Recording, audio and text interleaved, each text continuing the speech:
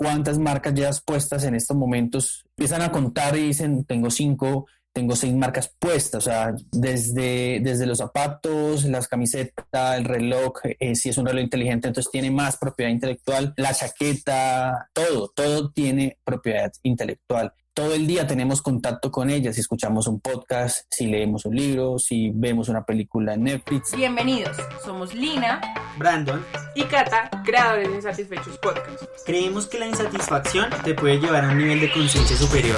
Shall we begin? Por eso creamos este espacio, donde puedes conectar con todos esos temas que te interesan de emprendimiento, liderazgo y habilidades.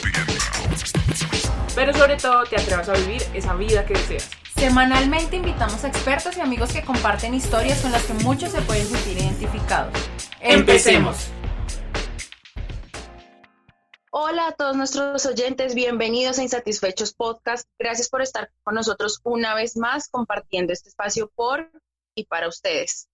Primero quiero saludar a la mesa, Catalina y Brandon. Quiero saber cómo están y además de eso quiero saber cuál era esa idea e invento que ustedes tenían cuando eran chiquitos, que ustedes decían, mejor dicho, soy un nuevo Einstein. Hola, ¿cómo estás, Lina? Cata.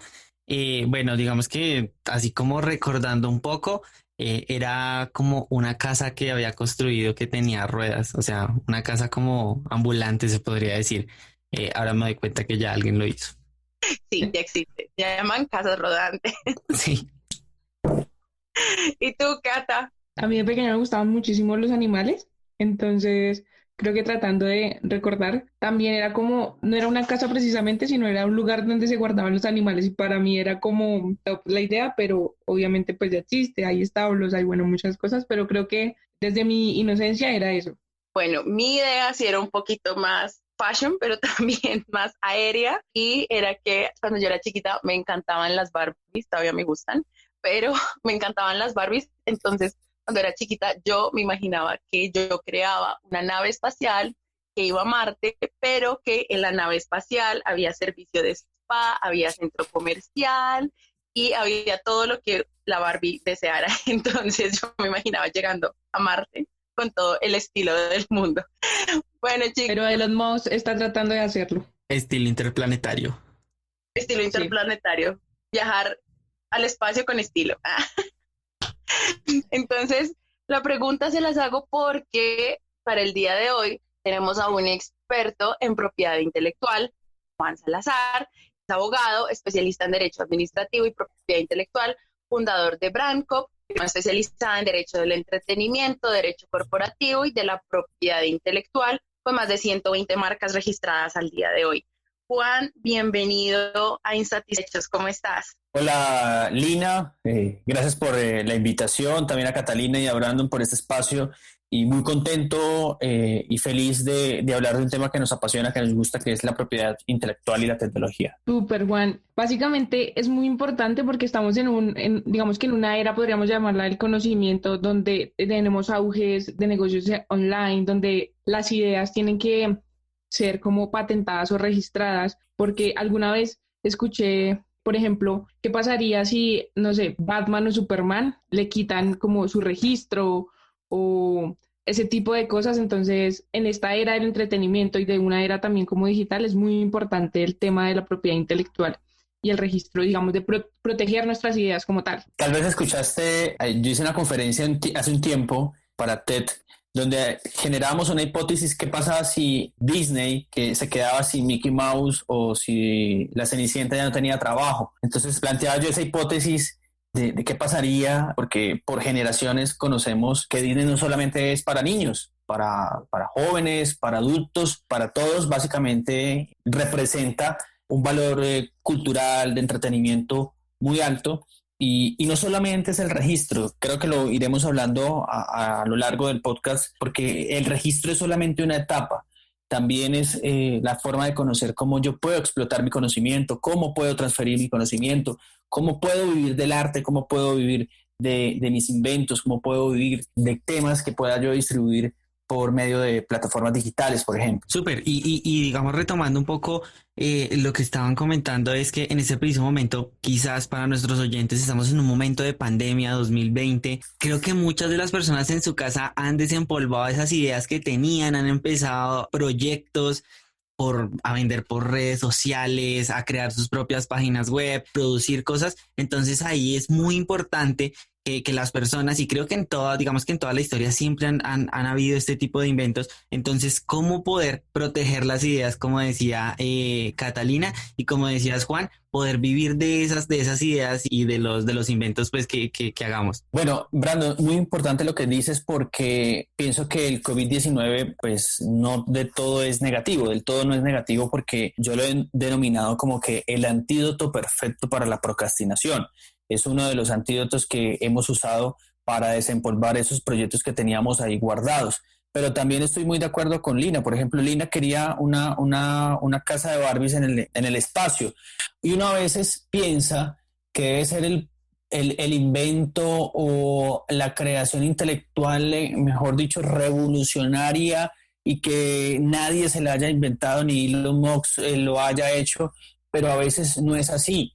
Si yo te enlisto por lo menos patentes que tú dices, pero esto es una patente, por ejemplo, nosotros trabajamos con un inventor, un ingeniero colombiano que es un teso, se está inventando una forma para distribuir la energía mucho más segura y es una caja de 4x4 centímetros que uno dice, pues eso tendría que haber estudiado en Hamburgo o debe haber estudiado en Estados Unidos y no, es un ingeniero que estudió en una universidad pública aquí en Colombia y ya estamos en la patente nacional, iniciamos PCT internacional en más de 5 países y es un invento que va muy bien. Como también tenemos autores que han escrito sus libros, sus obras, o en este momento estamos trabajando con una youtuber que le está yendo supremamente bien y genera contenido virtual y ese contenido virtual ha hecho que su imagen, su conocimiento pueda darle un estatus en el país y ya está siendo reconocida por diferentes empresas a nivel nacional. Súper, Juan, pero todo este conocimiento que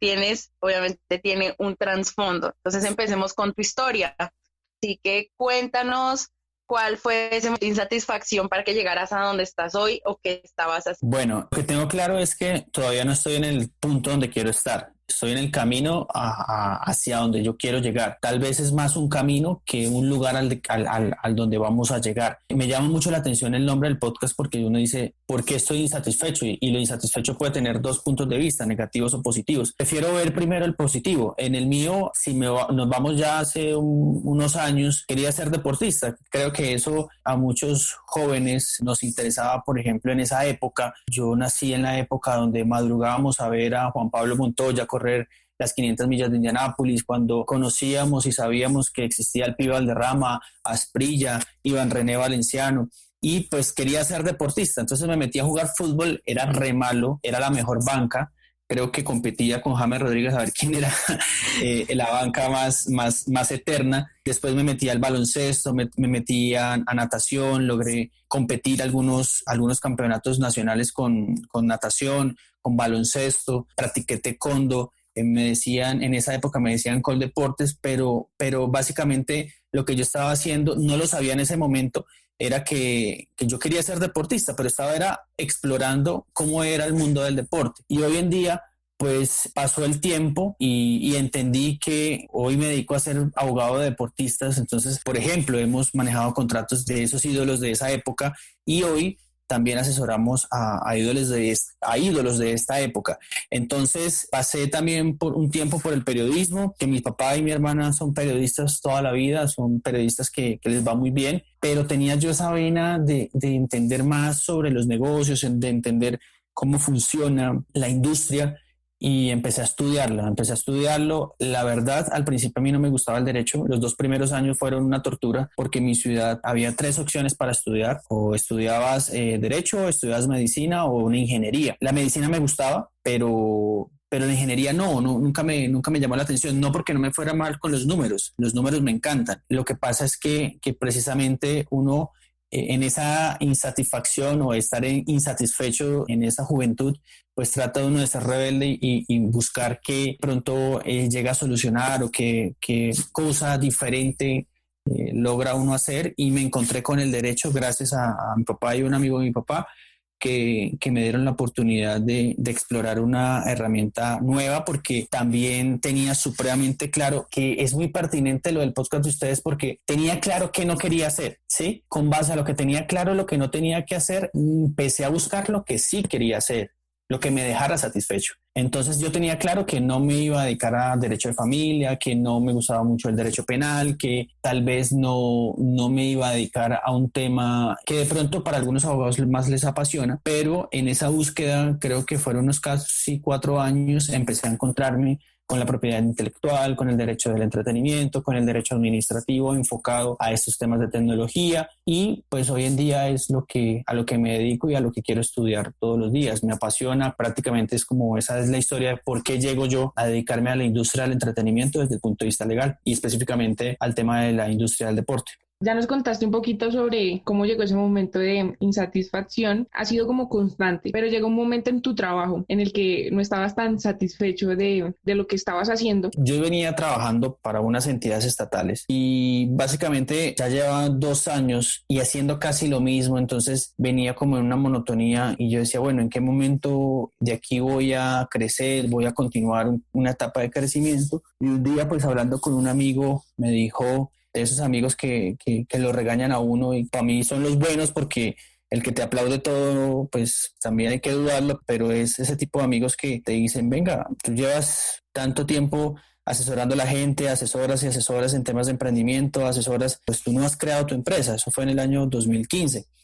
Entonces yo le dije, pues sí, tiene toda la razón, y empecé a montar los estatutos sin tener un peso en el bolsillo, y yo decía, no sé qué va a pasar. Y este amigo, que yo le digo amigo, pero es mi mentor, Pedro Chía, llega y me dice, lo más fácil es seguir postergando la decisión. Entonces, si quieres, sígala postergando, porque lo veníamos hablando ya hace un tiempo. Salí de la oficina de él, me fui inmediatamente para la Cámara de Comercio, averigüé qué tenía que hacer para pedir una sociedad que se dedicara a temas jurídicos, y con otro amigo que también estábamos ahí hablando mucho sobre el tema, nos fuimos. Él me sirvió de representante legal suplente, yo me fui de representante legal principal con el 100% de acciones, saqué una plata que tenía para hacer todos los trámites, y Branco nació 20 de enero del 2017. Para que nos demos cuenta, desde el 2015 venía hablando de constituir una empresa.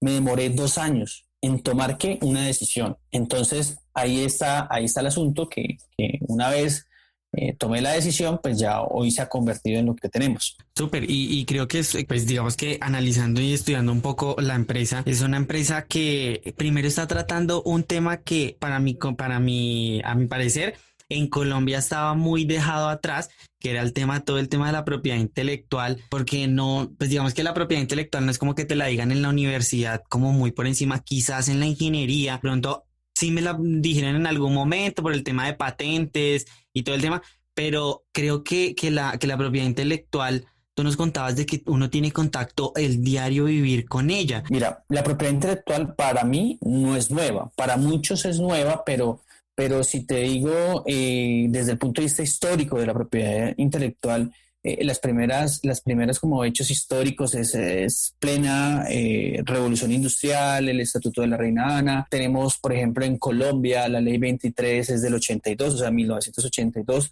Creo que ninguno de los 4 habíamos nacido para esa época, pero en el desarrollo del derecho sí es una rama nueva, porque hablamos de derecho romano, de derecho civil, que llevan derecho constitucional, derecho administrativo, que pues digamos que es más nueva, no tan nueva como la propiedad intelectual, pero sí es nueva, por ejemplo.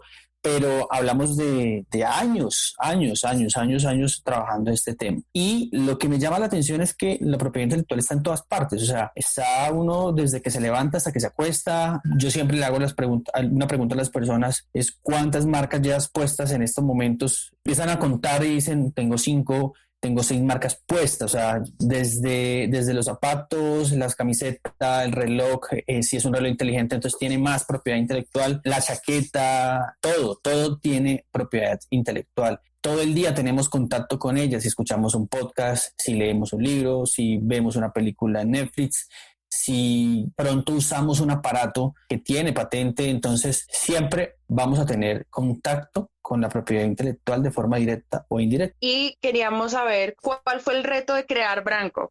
Sabemos que te apasionó y decidiste crearla, pero al momento de estar ahí, ¿cuál crees que fue el mayor reto? Bueno,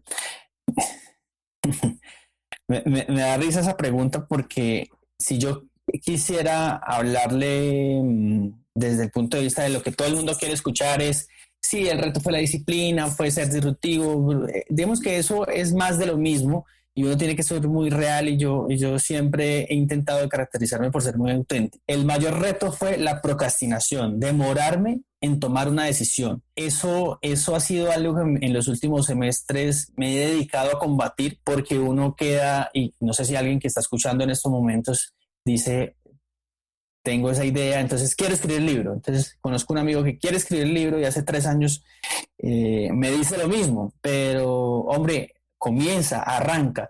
Entonces yo creo que ese fue el mayor reto. Y el segundo, tal vez quitarme de la cabeza de que uno no pueda exponerse a mercado solo.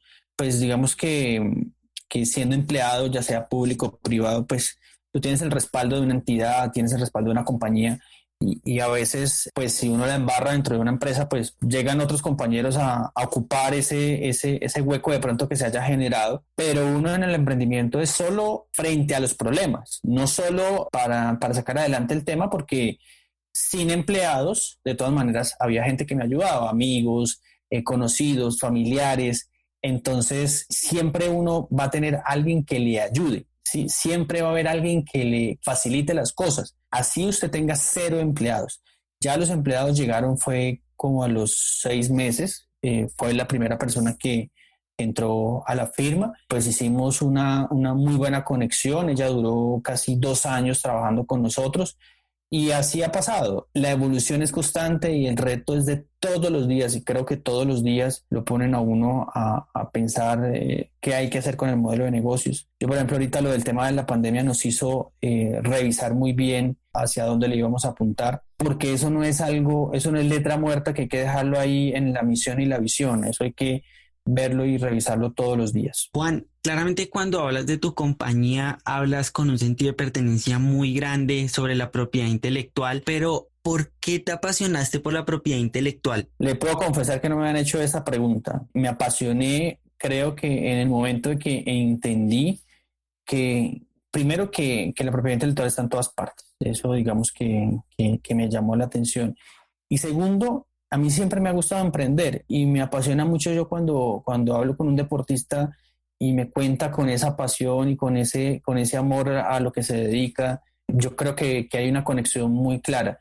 Y tercero, tal vez también un poco de insatisfacción en el modelo de abogado antiguo que digamos que nos vendieron o mal vendieron en esa época, que era el abogado que simplemente se dedicaba o a trabajar con el Estado o a ser abogado penalista o a ser abogado, digamos que de temas tradicionales. Y yo creo que también fue ver que era una rama distinta, ver que es una rama que si bien es cierto no es nueva, de todas maneras no son muchos los que se dedican a esto, y casi el 0,3% de la población colombiana es abogada, pero si tú haces un análisis, mucho menos es la cifra de los abogados que se dedican a esto.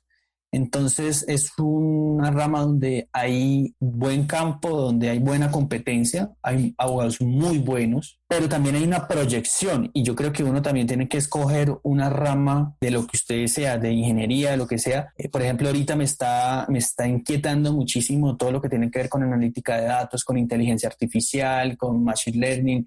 Entonces empiezo a analizar qué hay desde el punto de vista jurídico en todo esto y pues hay muchas cosas, pero es algo que ya está empezando a moverse y en los próximos años nos vamos a mover con esto, con qué va a pasar con, por ejemplo, con el Big Data, con el manejo de los datos personales, con el tema de los datos personales manejados por entidades públicas. Entonces al entender hacia dónde va la humanidad, y yo creo que también esa es una recomendación, se la escuché a un amigo hace poco, y pues trabajo con él, pero me decía que leyera mucho sobre el futuro y viera películas sobre el futuro para entender que el derecho, como todas las profesiones, evoluciona muy rápido. Sí, Juan, estoy muy de acuerdo con lo que dices. Digamos, yo que estudio economía, siento que mi carrera tiene que evolucionar un montón a ese tipo de cosas que estabas hablando y cómo se conecta con la tecnología. Porque si bien hoy un programa ya puede hacer lo que hace el análisis de un economista. Entonces hay que ir un poquito más allá. ¿Por qué es importante en este momento de lo que estabas hablando patentar nuestras ideas? Porque es importante registrar, digamos, nuestras marcas. Catalina, son dos puntos de vista.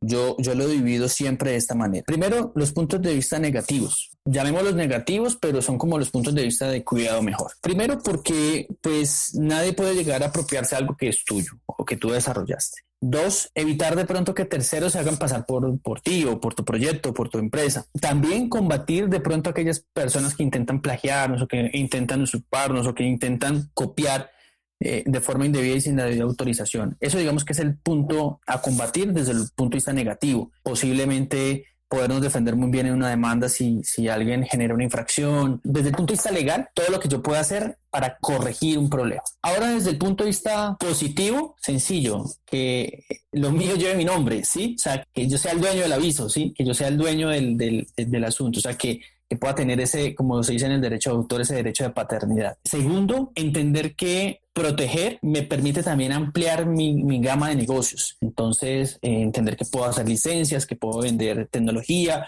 que puedo firmar un contrato de distribución con una editorial, que puedo pronto evolucionar en mi negocio. Y tercero, de los puntos positivos, pues si de pronto tengo familia o pienso tener familia, muchos de los bienes intangibles esas regalías pueden también servir para nuestros hijos. O sea, si tú empiezas a ver el derecho desde esta manera, empiezas a entenderlo totalmente distinto, que no te quedas con que un registro. Juan, cuéntame precisamente que sí y que no se debe patentar o registrar. Hay que entender que existe un sistema de propiedad intelectual, ¿sí? Este sistema de propiedad intelectual se divide en dos grandes ramas. Uno es la propiedad industrial, que incluye viene a estudiar todo lo que tiene que ver con signos distintivos, con nuevas creaciones, entendidas como patentes, modelos de utilidad, diseños industriales, secretos empresariales. Y por el otro lado está el derecho de autor. Entonces el derecho de autor viene a regular todo el tema de las creaciones desde el punto de vista intelectual, que tienen que ver con, un ejemplo, los libros, la informática, con el software, con las artes, con el baile, con la arquitectura, con la pintura, con la música. Entonces, al entender que existe esta división, la pregunta que tú haces sobre las patentes. Entonces, sobre las patentes, la decisión 486 es muy clara, aunque la redacción es que no es patentable, pero está muy clara que tiene que ser algo que tenga un nivel inventivo alto, que sea nuevo, que no exista en el estado del arte y que pueda generar una solución técnica a la humanidad. Y vuelvo y repito, no tiene que ser el invento, mejor dicho, sacado de la NASA, porque hay cosas que pueden ser muy sencillas, pero le generan una solución a la humanidad, le genera una solución a alguien que la utilice, que tenga un alto nivel inventivo, que tenga una aplicación industrial y que viene a solucionar un problema técnico. Yo te quería hacer una pregunta con respecto a ese tema. Tú planteabas que se debe evaluar qué tan inventiva o cuánta idea creativa tiene eso. Entonces, ¿quién evalúa eso? O sea, ¿hay algún comité o alguna entidad, por ejemplo, por lo menos aquí en Colombia, que administre esos procesos? Bueno, la entidad competente para el tema de patentes o nuevas creaciones es la Superintendencia de Industria y Comercio. La SIC tiene una delegatura que se llama la Delegatura de Propiedad Industrial, que tiene su delegada. En estos momentos es una delegada, es una mujer, y tiene la Dirección de Signos Distintivos y la Dirección de Nuevas Creaciones. La Dirección de Nuevas Creaciones es digamos que la delegatura o el departamento enfocado en temas de patentes. Que si yo sé si algo es nuevo, si pronto alguien más ha estudiado sobre el tema, también existen herramientas tanto nacionales como internacionales. Las internacionales son muy buenas, como la OMPI, la misma oficina de patentes de Europa, y algunas oficinas nacionales como la USPTO, que es la Oficina de Patentes y Marcas de los Estados Unidos, que su sede principal está en Washington, pues nos pueden brindar información, pero si quieren hacer alguna búsqueda sencilla y tienen un manejo de inglés básico, como algunos lo tenemos, pues entren a Google Patents. En Google Patents es la primera herramienta tecnológica seria para uno revisar si de pronto el tema que está tratando realmente es nuevo o alguien ya ha escrito. Y ya cuando estás en el proceso, lógicamente se tiene que surtir una búsqueda y se tiene que surtir un examen de patentabilidad para saber si realmente lo que tú estás presentándole a la entidad, ya sea nacional o a una entidad internacional, pues realmente tiene ese carácter inventivo que lo dice la norma. Ahorita estamos viendo que hay un auge amplio de muchos negocios online, como veníamos diciendo. Es muy fácil crear una cuenta de Instagram y si, por ejemplo, yo vendo ropa, entonces comienzo a postear fotos de ropa, de los productos que yo tengo y bueno, en fin, quiero crear un negocio online, un emprendimiento online o incluso si es un emprendimiento físico, pero que va a tener como toda su estrategia de marketing detrás viene siendo online. ¿Qué debo tener en cuenta para protegerme y pues para proteger como hacia afuera que yo no esté infringiendo en algo respecto a otros? Esta pregunta tiene yo creo que tiene dos aristas. Primero, desde el punto de vista del consumidor, de la persona que consume comercio electrónico.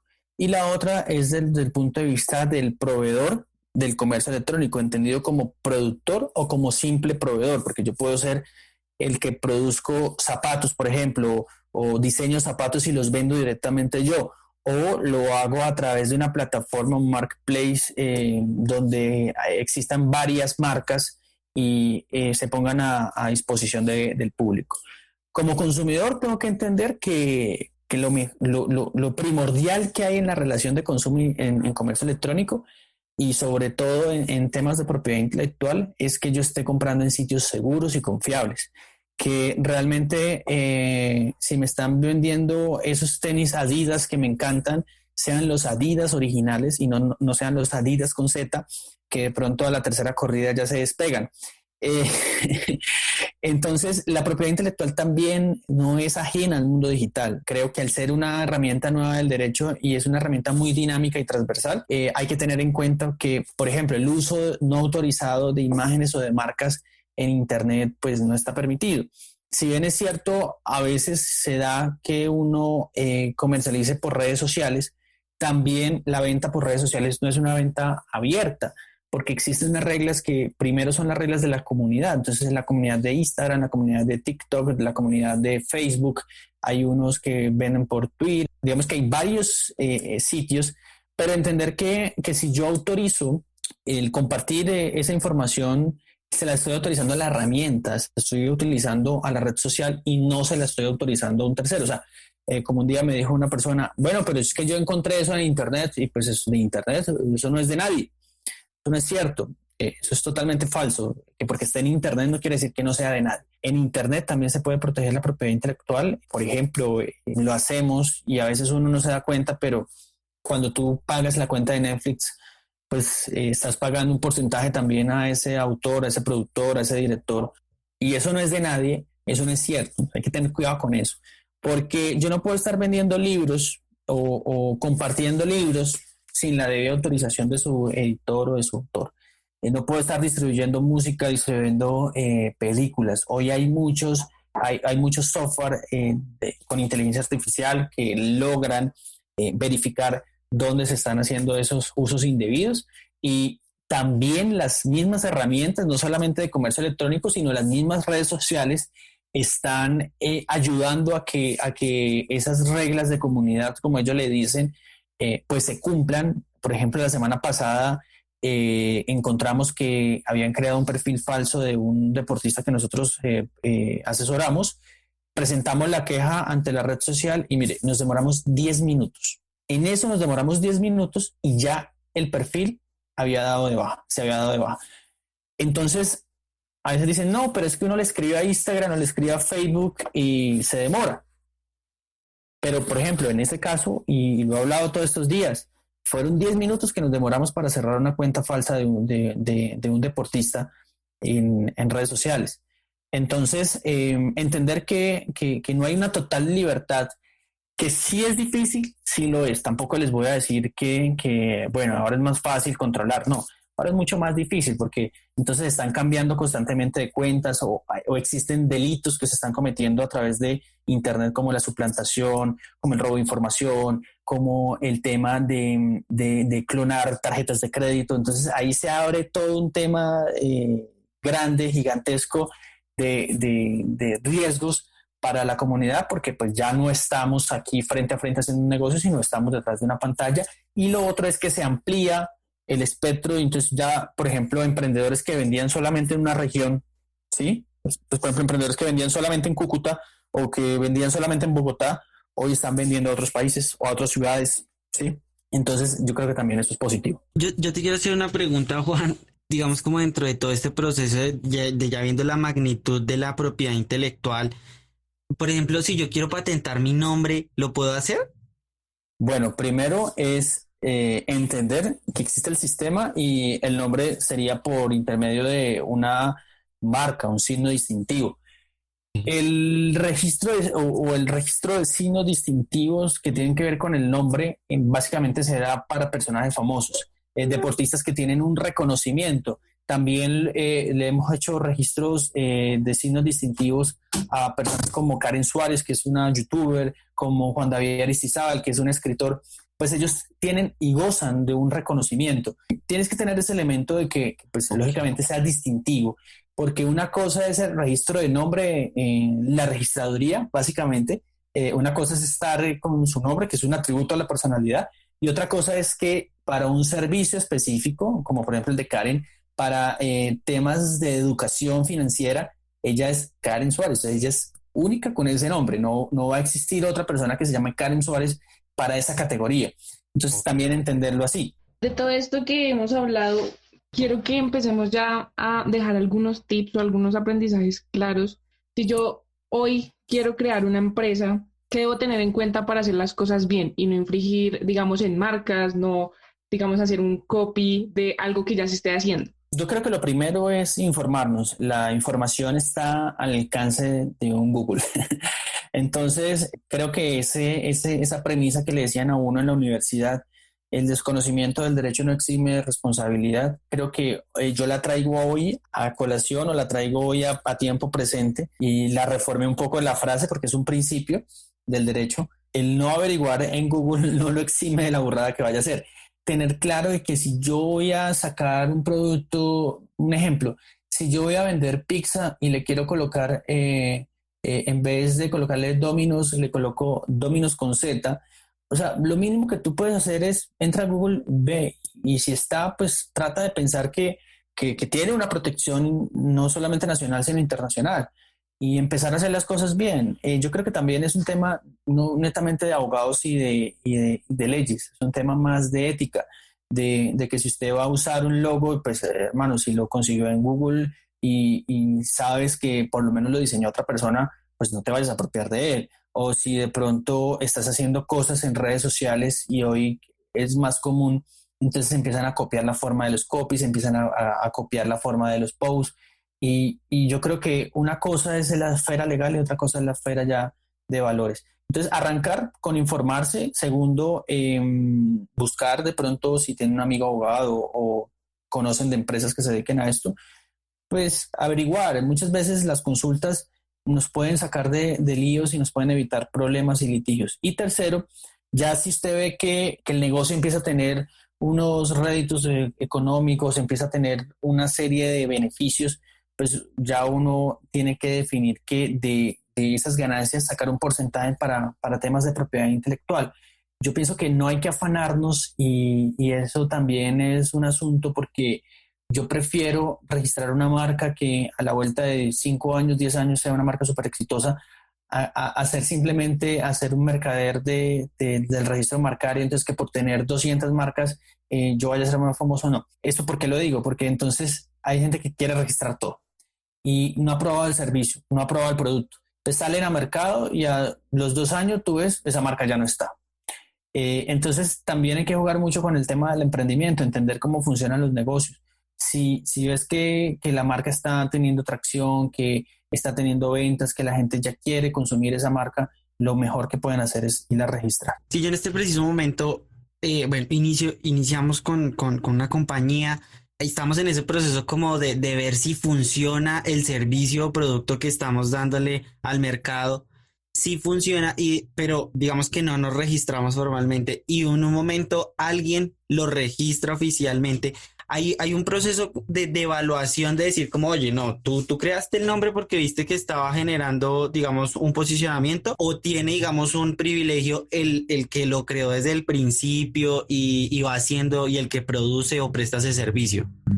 Bueno, por ejemplo, en el ámbito marcario, si usted y yo empezamos a trabajar una marca y no la registramos, el que primero la solicite y la registre, pues es quien tiene el derecho. Entonces, ¿qué es lo que pasa? Toca ser uno muy inteligente y tener una visión muy clara del negocio y decir, bueno, si realmente es algo totalmente disruptivo y tengo yo los recursos para hacerlo, registremos la marca. Si tú crees que de pronto es un negocio alterno, que tú estás de pronto como probando, pues ahí entras tú a analizar y decir, bueno, me puedo demorar un poquito o no.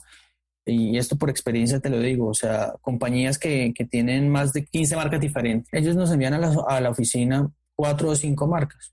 Y puede que esos productos no salgan a mercado, ¿sí? Sobre todo en la industria de alimentos. Envían 5 nombres distintos de galletas. Y uno dice, venga, pero esta marca nunca la sacaron a mercado. Pero ellos dicen, ellos van evaluando a ver si les funciona o no les funciona. Lo que pasa es que es una empresa que tiene un músculo financiero alto. Si nos vamos ya al tema de emprendimiento, pues tú tienes que mirar si por lo menos tienes lo de la tasa y pagas la tasa y te arriesgas, ¿sí? Pero ese es el riesgo y ese es con el riesgo que uno siempre va a vivir, de que de pronto salga a mercado y alguien ya lo haya hecho o alguien se adelante a hacerlo. Súper, Juan. Ya con esto creo que podemos ir cerrando el episodio. Entonces así vamos a hacerte unas preguntas que la sección se llama un poco de lo que me ha dejado o me ha enseñado la insatisfacción. Entonces lo primero es, ¿qué te inspira a ser mejor? Bueno, ay, Catalina me mata con esa pregunta y me toca a mí el corazón. A mí me inspira a ser mejor mi hijo. Llegó en un momento donde no estábamos como esperando, pero digamos que tampoco tener un hijo es un momento perfecto, pero es un reto muy, muy grande. Entonces, creo que a mí me inspira cada día a ser mejor y a tener una empresa mejor que le preste un servicio social a la comunidad. Mi hijo, eso es mi hijo biológico, ¿no?